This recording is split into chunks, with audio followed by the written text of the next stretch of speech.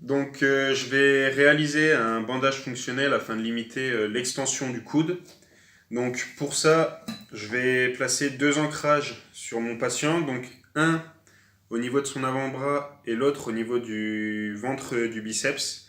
Donc, l'importance au niveau des ancrages, ça va être d'éviter toutes sortes de compressions afin d'éviter les ischémies. Donc, pour ça, on va premièrement réaliser les ancrages en forme de spirale. Et deuxièmement, on va demander au patient de contracter son avant-bras et son biceps afin que, une fois le bandage fait, s'il réalise des mouvements, ça ne le comprime pas plus. Donc on va commencer par l'ancrage avant-bras. Donc on réalise l'ancrage à la partie du tiers cranial de l'avant-bras. Donc on demande au patient de bien serrer le poing afin de contracter son avant-bras. Et on vient placer notre premier ancrage comme ceci. Donc dans le cas là, on n'a pas mis de pré-tape parce qu'on a demandé au patient si il préférait en mettre ou non. Dans ce cas là, le patient, ça lui importe peu, donc on n'en met pas. Mais dans certains cas, on est dans l'obligation par rapport au patient de mettre du pré-tape. Au niveau du biceps, on va venir au niveau du ventre musculaire.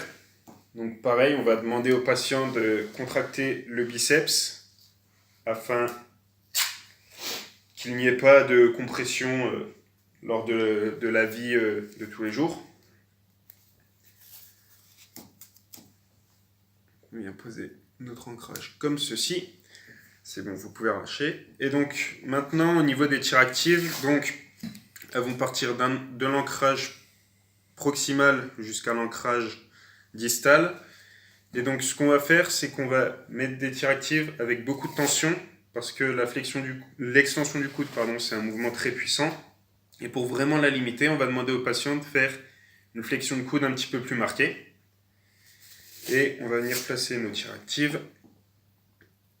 Et on va les mettre en X afin que ça limite vraiment et que ça bloque. Donc on va partir sur deux tires actives au début. Mais si on se rend compte que ça ne limite pas assez ou qu'il y a une tire active qui n'est pas assez bien mise, on pourra par la suite mettre des tires actifs de renfort. Parce qu'on voit que l'articulation du coude, c'est une articulation pas évidente à stabiliser, que c'est l'une des articulations qu'on utilise le plus, et pour ça, il faut que le bandage tienne énormément.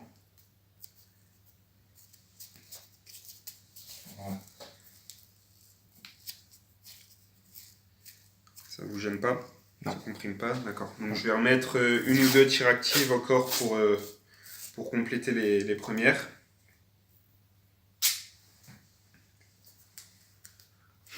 Donc toujours de l'ancrage cranial à l'ancrage distal.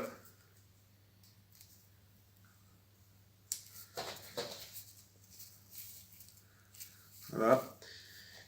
Et pour fermer notre bandage, on va mettre des fermetures au niveau de nos ancrages dans un premier temps.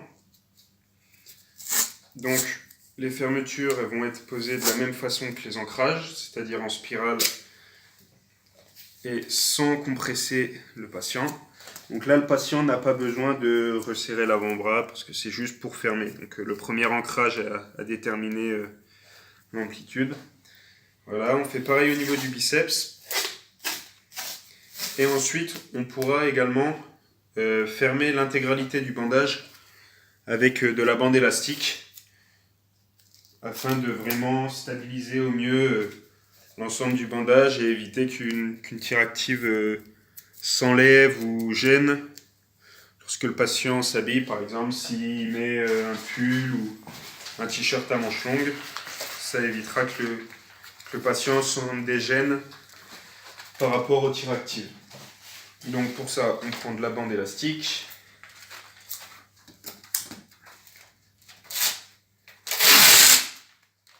Et cette bande élastique, on va venir recouvrir l'intégralité du bandage, mais pas les ancrages, c'est inutile, on vient de les refermer.